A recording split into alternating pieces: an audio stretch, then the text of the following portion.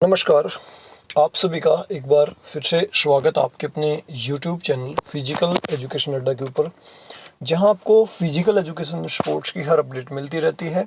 हमारी एक objective type questions की, मैं कहूं विद एक्सप्लेनेशन क्वेश्चंस की हमारी एक सीरीज शुरू हो चुकी है, जो आपको आने वाले exam, state exam, DSSB exam, KVS, NVS, जो भी वैकेंसीज हैं आपकी, चाहे यूपी की हों, चाहे छत्तीसगढ़ की हों, चाहे राजस्थान की, वहाँ पे आपके लिए हेल्पफुल होने वाली है। अभी बेसिकली आपके सामने स्टैट का एग्ज़ाम है, लेकिन स्टैट के अलावा भी आपके पास, आपके सामने कोई एग्ज़ाम हो स्पेशल, तो उसमें भी ये आपके लिए हेल्पफुल जो है होने वाली है। और बहुत ही अच्छी सीरीज है, एक एक चीज़ को यहाँ पे कवर कर रहे हैं एग्ज़ाम ओरिएंटेड। आप देखेंगे एक एक चीज़ स्टेप वाइज हमारी चलने वाली है, एक से लेके लास्ट तक। आप देखेंगे जो है, जो पास्ट में एग्ज़ाम हो चुके हैं, जो फ्यूचर में एग्ज़ाम होने, उनसे रिलेटेड ये हमारी सीरीज है, इसलिए बने रहें। और कल हमारा पहला वीडियो आया था, आज दूसरा वीडियो है। कल के वीडियो के ऊपर रिस्पॉन्स जो है, मैं मानूंगा कि जिस हिसाब से हमारे साथ चैनल पे लोग जुड़े हैं, उस हिसाब से अच्छा रिस्पांस अभी नहीं आया है, जो कि आना चाहिए। बहुत ही अच्छा रिस्पांस, और ये ज़बरदस्त सीरीज़ है भाई, मेरी तरफ से मैं बेस्ट दूंगा इस सीरीज़ में। और लंबी चलने वाली सीरीज़ है। आप फ्यूचर एग्ज़ाम की तैयारी कर रहे हैं, या करंट में स्टेट या DSSB की तैयारी करें, तो आपके लिए मोस्ट इंपॉर्टेंट ये होने वाली है। तो अब शुरू करते हैं बिना देरी के हुए। आज का हमारा जो है ये क्वेश्चन, लगभग 20 के आसपास क्वेश्चंस को हम कवर करेंगे। उसमें हम कोशिश करेंगे विद एक्सप्लेनेशन आपको बातें बताने की, और एक एक चीज़ आपको याद हो जाए, कुछ ऐसा करने की। तो शुरू कर लें भाई। पहला क्वेश्चन हमारी जो स्क्रीन है उसके ऊपर आपको नज़र आ रहा होगा, शारीरिक शिक्षा उन अनुभवों का सामूहिक प्रभाव है। जो है शारीरिक शिक्षा उन जो है अनुभवों का एक प्रकार का सामूहिक प्रभाव है, जो व्यक्ति विशेष की शारीरिक गतिविधियों द्वारा प्राप्त होते हैं। जो व्यक्ति विशेष को शारीरिक गतिविधियों द्वारा प्राप्त होते हैं। हमने कल कुछ एक डेफिनेशन कवर की थी, आज उनमें से कुछ एक रिपीट होंगी, आपको याद हो जाएंगे। लेकिन आज हमारी सीक्वेंस में दूसरा पार्ट है, बिल्कुल A से लेके Z तक हम जाने वाले हैं। तो आज हमारी A से शुरुआत हो रही है, मतलब ABCD के A को हम आज सीख रहे हैं कि शारीरिक शिक्षा उन अनुभवों का सामूहिक प्रभाव है, जो व्यक्ति विशेष को शारीरिक गतिविधियों द्वारा प्राप्त होते हैं। इस बात को समझने की कोशिश करें। ये कथन किसका, ये पूछा है। आप कोई भी फिजिकल एक्टिविटी करते हैं, उनका सामूहिक प्रभाव एक व्यक्ति विशेष के ऊपर पड़ता है, जो भी शारीरिक गतिविधियां होती हैं। तो ये कथन किसका है? ये जो कथन है ओब्री ट्यूफर का ये कथन है। ओब्री ट्यूफर की मोस्ट इंपॉर्टेंट डेफिनेशन है, बहुत बार एग्जाम में पूछी जाती है, इसलिए हमें याद रखनी है। इसके बाद नेक्स्ट हमारा जो क्वेश्चन आपकी स्क्रीन पे आपको नजर आ रहा है, शारीरिक शिक्षा व्यक्ति के भीतरी अनुभवों के कारण व्यक्ति विशेष में होने वाले परिवर्तनों के कुल जोड़ को शारीरिक शिक्षा कहते हैं। ये कथन किसका? ये भी डेफिनेशन है, बहुत बार एग्जाम में पूछी गई है, आगे भी पूछी जा सकती है। तो मुश्किल से हम 4 डेफिनेशंस को यहाँ पे कवर करें, और चारों ही एग्जाम ओरिएंटेड है, इनमें से कौन से भी एग्जाम में आ सकती है। तो शारीरिक शिक्षा व्यक्ति के भीतरी अनुभवों के कारण, जो उसको इंटरनल एक्सपीरियंस होते हैं, उसके बाद जो टोटल परिवर्तन उसकी ऑल ओवर बॉडी में होते हैं, उसको शारीरिक शिक्षा कहते हैं। ये डेफिनेशन किसकी है? ये कैसिडी की डेफिनेशन है। ऑप्शन ख यहाँ पे बिल्कुल राइट हो जाएगा। इसके बाद हम चलते हैं नेक्स्ट, जो हमारा तीसरा नंबर का क्वेश्चन है, तीसरे नंबर का, वो भी डेफिनेशन है। आप देखेंगे, शारीरिक शिक्षा के संपूर्ण क्षेत्र का वह भाव है जिसका संबंध बड़ी पेशी प्रक्रियाओं तथा उससे संबंधित अनुक्रियाओं के साथ है। ये कथन किसका है? ये भी बहुत बार डेफिनेशन एग्जाम है, या पीछे के एग्जाम देखेंगे या अब के एग्जाम देखेंगे, तो ये जो है आंसर इसका हो जाएगा JB नैश की ये जो है डेफिनेशन आपकी है कि शारीरिक शिक्षा के संपूर्ण क्षेत्र का वह फेज है, ऑल ओवर जो एजुकेशन हमारा सिस्टम, उसकी वह फेज है जिसका संबंध जो बिग मसल एक्टिविटीज़ और उसके संबंधित जो एक्टिविटीज़ होती हैं उनसे रिलेटेड है। तो ये कथन आपका JB नैश का जो है।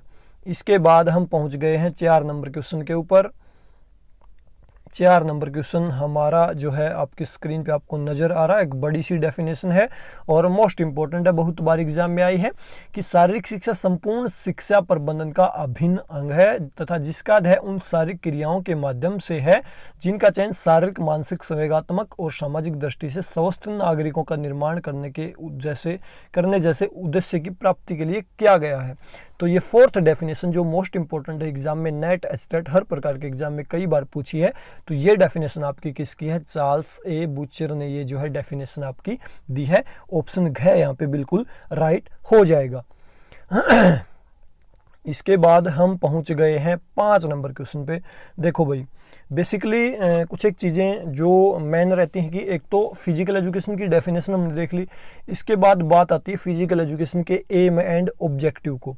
तो एम एंड ऑब्जेक्टिव को समझने से पहले हमें ये पता होना चाहिए कि एम एंड ऑब्जेक्टिव में दरअसल डिफरेंस क्या है, इन दोनों में डिफरेंस क्या है। देखो, एम और ऑब्जेक्टिव, मैं कहूँ आपको आपकी घर की छत के ऊपर जाना है, मैं कहूँ आपको आपकी घर की छत के ऊपर जाना है। फॉर एग्जांपल ये आपके घर की छत है और ये जो है यहाँ पे सीढ़ियाँ लगी हुई हैं, तो मैं कहूँ आपको आपकी घर की छत पे जाना है, तो ये आपका हो गया एम। इजी लैंग्वेज में बता रहा हूँ भाई, एम। इन सीढ़ियों से चढ़ के आप जा रहे हो, तो ये हो गया आपके ऑब्जेक्टिव। समझ गए, ऑब्जेक्टिव और एम में डिफरेंस।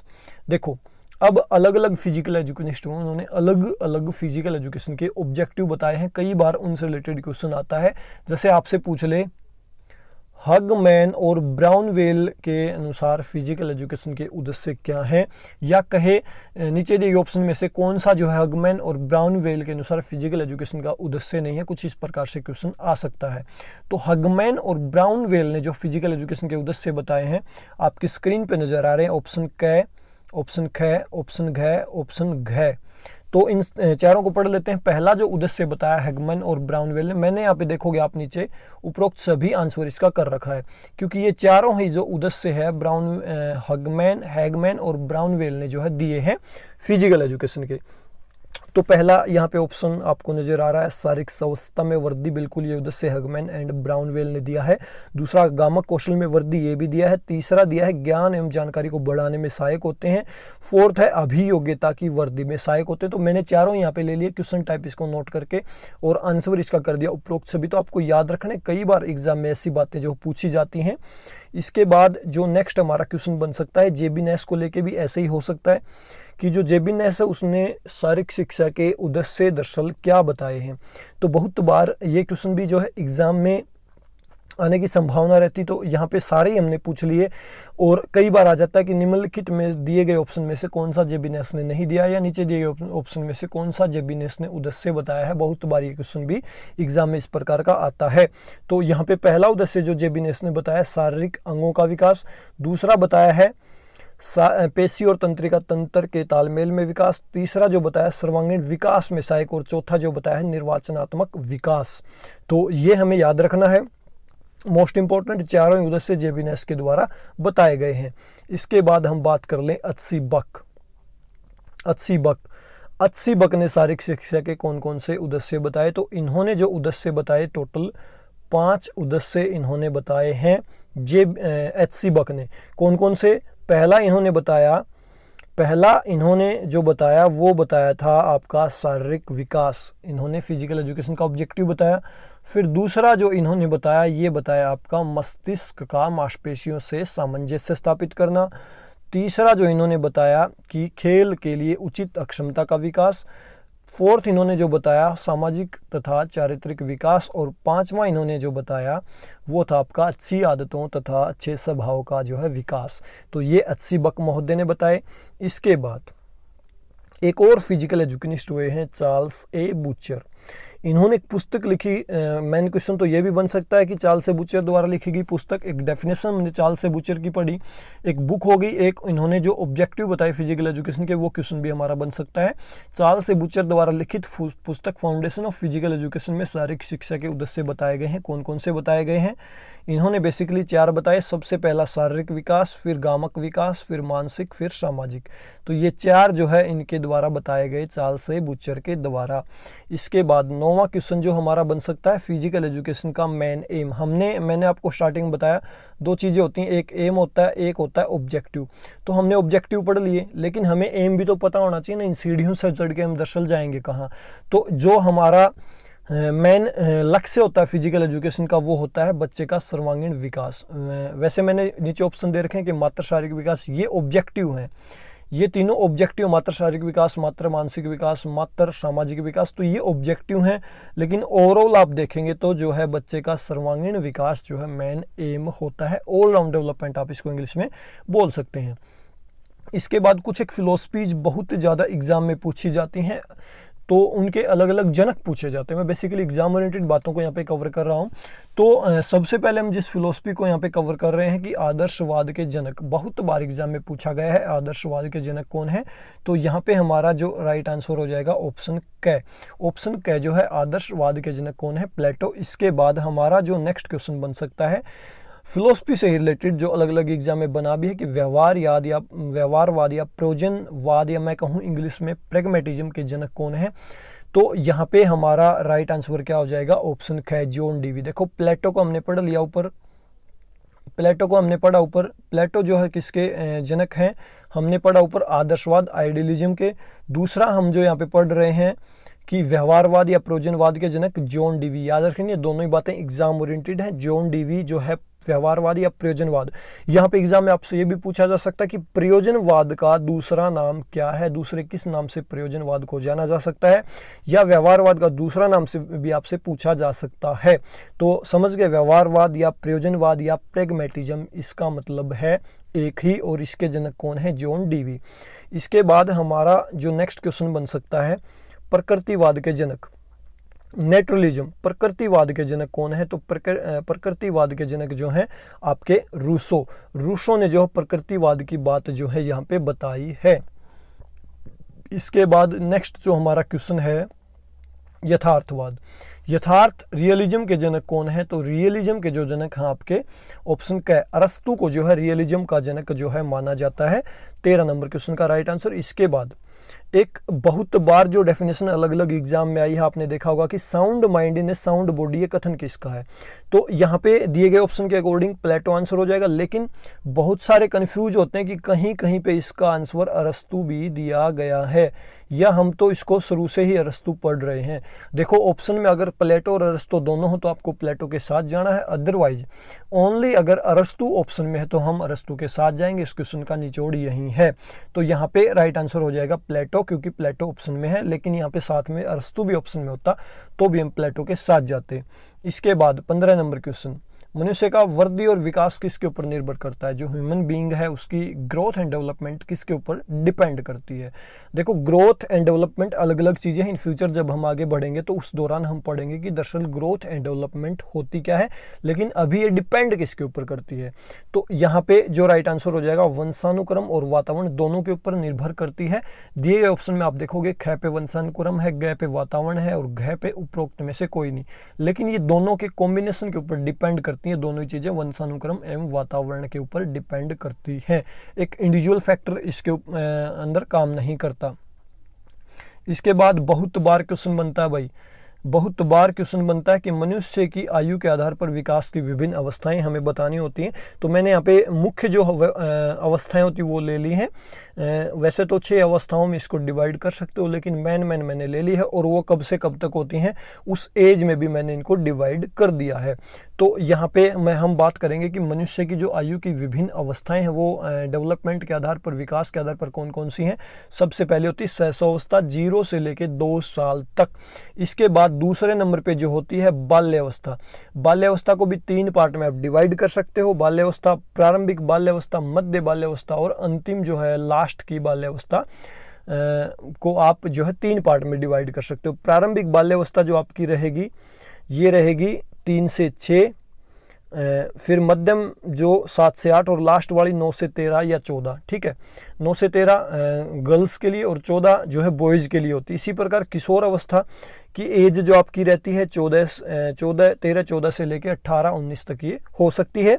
और जो सबसे पहली जो स्टेज होती है वो गर्भावस्था होती है। गर्भ में जब बच्चा बनने की प्रक्रिया शुरू होती है तो वहाँ से गर्भावस्था की प्रक्रिया शुरू होती है, और सबसे तेज गति से विकास किस में होता है, गर्भावस्था में होता है। ये बात याद रखनी है।